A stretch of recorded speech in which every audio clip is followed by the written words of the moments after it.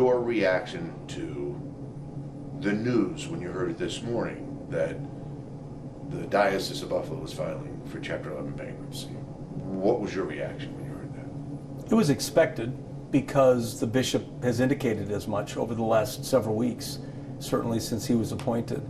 So I think most people believed it was a matter of when, not if. So I don't think this was unexpected. I was surprised, however, that considering the import of the occasion, the bishop, he's a good man and he seems to be sincerely trying to help. But I think it would do us all well to remember this day is the worst day in the history of the Diocese of Buffalo. This is the day where generations of Buffalonian families who poured their blood, sweat, tears, treasure, time, and prayers have seen all of that work essentially washed away because a group of predatory priests and a group of corrupt bishops ruined it. And so the import of the occasion is, yes, we're here, and yes, Bishop Scharfenberger is doing his level best in the midst of a horrible situation. But what wasn't appreciated is where's the gravity of the moment in relationship to, for example, Cardinal Timothy Dolan. Cardinal Dolan routinely came to Buffalo to receive awards, to install bishops. Cardinal Dolan presided over 3 of the bishops who have been implicated in the cover-up: Bishop Kimmick, Bishop Gross, Bishop Malone. Why wasn't Cardinal Dolan here on the worst day in the history of Buffalo? A day when he had time to tweet, he had time to go to breakfast meetings, that he couldn't be in Buffalo to stand with Bishop Scharfenberger, who he was part of appointing to send here, to tell the people of Buffalo he stood with us.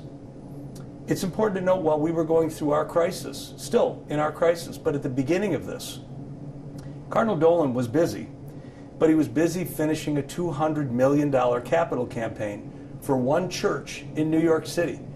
So it is painful to think that all of the people of Buffalo are going bankrupt, and yet the cardinal responsible for our diocese spent more than the entire asset base that we have in the city of Buffalo, and we're now forced to go bankrupt for one church in New York City, beautiful as it may be. That's painful. It's painful so many victims who have been pleading for justice feel so betrayed. And I don't think that it was appropriate for the bishop to not include them in his deliberations in a more fulsome way. I also think, to be candid, we really do have a problem, a continuing problem of secrets. We got into this disaster because of secret files and secret priests doing secret things to abuse our children. Then we find out that a secret report was written by Bishop DiMarzio, who would then later himself be accused of sexual abuse. We've never seen the report. I feel like a person who's standing out in front of his home that was burned down by an arsonist, and the arsonist is coming back to tell me he's going to tell me how to rebuild my house. I think every priest, I think every single administrator that was involved in the diocese during this corrupt scandal should have submitted their resignations today, along with the worst day in the history of the Diocese of Buffalo, in honor of the victims, in honor of their pain, and frankly to take responsibility. Once again, the people of Buffalo are going to be asked, because we're generous people, we're going to be asked to pay a bill that may be $100 million for the corrupt crimes of bishops and priests who had pledged their lives to serve this diocese. We're paying that bill. So when Bishop Scharfenberger came and made this seem somewhat like an ordinary day, another day doing business in Buffalo, it's not an ordinary day. Not for victims, not for every family that has pledged an hour of their day, $1 of their bank account over hundreds of years. This diocese deserved better. We deserve the very best. We deserved, in a moment that is, in our history, a unique one, we deserve to have the cardinal who installed these bishops, who committed these corrupt practices, to be here to personally apologize to the people of Buffalo. The people of Buffalo didn't cause this bankruptcy. Priests and bishops did. Those same priests and bishops gathered in another secret ceremony to celebrate a mass and then to have a free lunch that the people of Buffalo paid for again. This wasn't 20 years ago. This happened on Monday. On Monday, where abusive priests were allowed to celebrate the most sacred ritual in the Catholic Church, along with a bishop who pledged change. That sounds like more of the same. And to be candid, Scott, I'm tired of all the apologies. I'm tired of people telling me we should be like a family. We know what a family is. A family takes responsibility. A family tells the truth. The bishop today in his remarks said he has pledged to transparency. Then release all the secret files. Then release the DiMarzio report. If we as a community are going to be asked to spend upwards of $100 million to clean up the crimes of these priests and bishops, shouldn't we at least know why? Shouldn't we at least have the benefit of the report, or must that be a secret too?